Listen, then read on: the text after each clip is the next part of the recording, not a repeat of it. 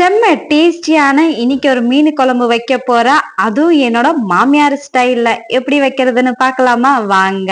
மீன் குழம்பு வைக்கிறதுக்கு சங்கரா மீன் தான் எடுத்திருக்கேன். ஒரு பெரிய நெல்லிக்காய் சைஸ்ல புளியை எடுத்து நல்லா கரைச்சி அந்த தண்ணியை எடுத்துக்கலாம். புளி தண்ணிலேயே நம்ம 1.5 ஸ்பூன் ரெட் சில்லி, 2.5 ஸ்பூன் தனியா தூள், 1/2 ஸ்பூன் மஞ்சள் தூள், 1 ஸ்பூன் அளவுக்கு சீரக பவுடரும் நல்லா மிக்ஸ் பண்ணி சைட்ல வச்சிடலாம். இப்ப ஒரு கடாயில நம்ம ஆயில எடுத்துக்கிட்டு கடுகு, சீரகம், சோம்பு, வெந்தயம் எல்லாமே கொஞ்சம் கொஞ்சமா எடுத்துக்கிட்டு சின்ன வெங்காயம் ஒரு 20-25 வரைக்கும் சேர்த்துக்கலாம். அதுல பெரிய வெங்காயம் ஒன்னு நைஸா கட் பண்ணி சேர்த்துக்கலாம். ஒரு 10 பல்லு பூண்டை நம்ம சேர்த்துக்கலாம். கூடயே கருவேப்பிலை சேர்த்துக்கிட்டு ஆனியனை ப்ரௌன் ஆகிற வரைக்கும் நல்லா வதக்கிக்கலாம். அதுக்கப்புறம் தக்காளி நம்ம சேர்த்துக்கிட்டு தேவையான அளவு சால்ட்டை சேர்த்து தக்காளியில இருந்து எண்ணெய் பிரிஞ்சு வந்தோடனே புளி தண்ணியில நம்ம மசாலா ரெடி பண்ணாதான் நம்ம கூடயே சேர்த்துக்கலாம். தேவையான அளவு தண்ணியும் சேர்த்துக்கிட்டு மாங்காய் சேர்த்துக்கிட்டு பச்சை வாசனை போற வரைக்கும் நல்லா கொதிக்க வைக்கலாம். கடைசியா மீனை சேர்த்துக்கிட்டு அடுத்த 10 நிமிஷத்துல கேஸ் ஆஃப் பண்ணிட்டோம்னா ரெடி ஆயிடுச்சு மீன் குழம்பு.